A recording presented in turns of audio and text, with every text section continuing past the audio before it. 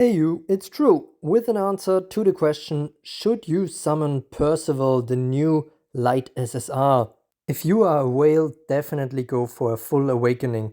I do think Percival has the potential to go to SS tier, and 60% of voters on my tier poll think so too. You can't really go wrong with her if soulstones are not an issue for you.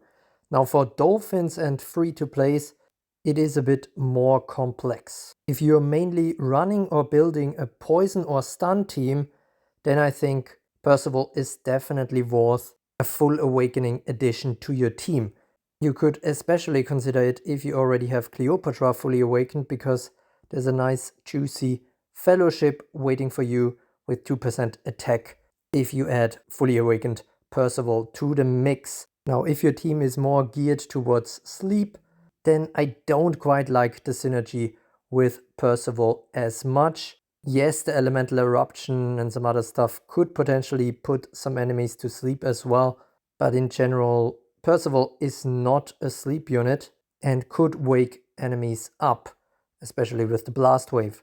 I think it can still be worth it to pick up one copy anyways, just because of her general purpose and support utility that she brings to the table, even when she has low power.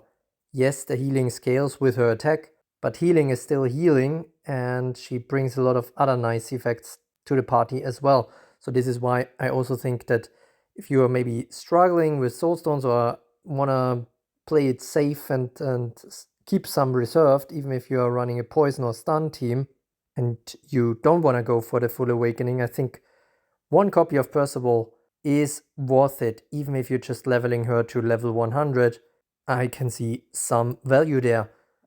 Now that leaves us with who should skip Percival. If you are building a burn team, then Percival is not a good fit for your team. Yes, sometimes she can still help, but there's nothing burny in her skill set. And I think most problematic is actually that she can end up distributing armor on your team and so basically extinguishing your flames. One positive aspect, though, I have to mention is that she does not die to the burn status effect, which means she works somewhat better with a burn team than other hold ground or endure units. But I don't think it's enough to warrant pulling for her if you are building a burn team.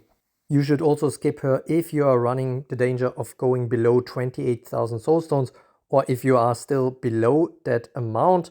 Percival is not a unit that is worth missing any lucky fountains for.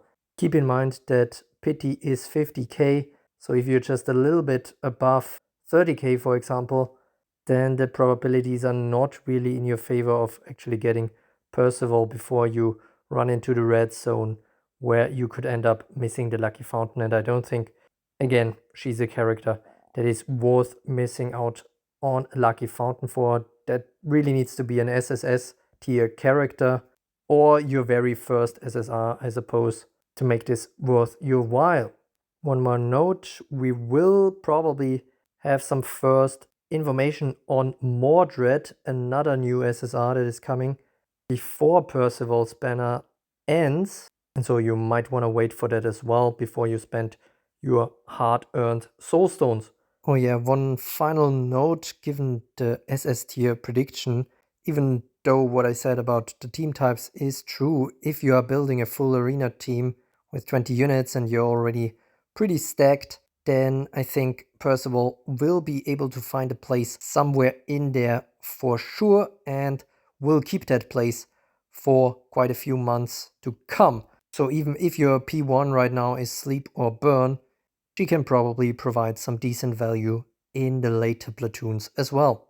That's it for now. Hope this was helpful. Don't forget to like and subscribe to become a true carrot. And as always, thanks for watching.